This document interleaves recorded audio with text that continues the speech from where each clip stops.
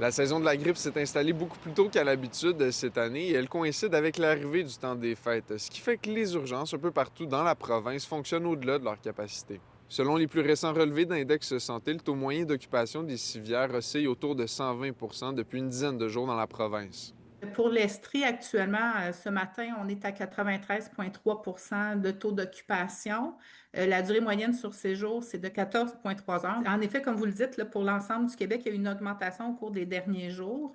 C'est beaucoup plus occupé dans nos urgences. Pour ce qui est de la Mauricie, centre du Québec, actuellement, en date d'aujourd'hui, on est à 99,7 de taux d'occupation. Il y a plusieurs visites là, de sacs gastro, comme vous mentionnez, là, d'allure grippale dans les urgences également. Beaucoup de patients qui sont des patients non urgents, mais qui sont dans vos urgences. Mais on est quand même, là, beaucoup de travail qui est fait en Mauricie, centre du Québec. On est avec un taux qui est quand même avoisinant les 100. On a aussi une augmentation des visites. La moitié des visites, c'est des patients qui sont jugés non urgents. Puis on a environ 100 personnes par jour qui se présentent dans les urgences en Estrie, puis qui ont des symptômes d'allure grippale ou pour de l'influenza. Alors que le sommet des cas survenait habituellement vers la fin février, les autorités prévoient que cette année, le pic sera vers la fin décembre.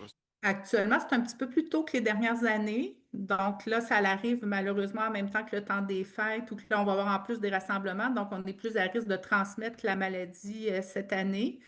C'est pour ça qu'on demande beaucoup à la population actuellement de ne pas se présenter, comme vous mentionnez, lorsque c'est pas requis de se présenter dans les urgences. Dans les urgences, il va y avoir aussi d'autres personnes qui ont des symptômes. Là, vous êtes à risque de pouvoir avoir ces symptômes-là. La plupart du temps, pas besoin d'aller à l'urgence, ça dépend des symptômes. Il y a des critères précis.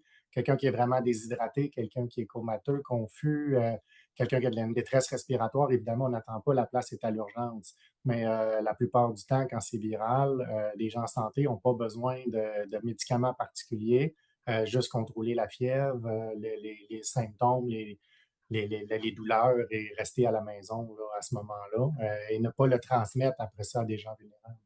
Donc, comme vous mentionnez, on souhaite que les personnes restent à la maison lorsqu'on a des symptômes grippaux. Éviter d'avoir des contacts aussi avec soit les petits-enfants ou avec les grands-parents, parce que ces personnes-là peuvent être plus à risque là, de développer des complications s'ils ont la grippe au cours des prochaines journées. Si vous avez des questions, appelez le 811.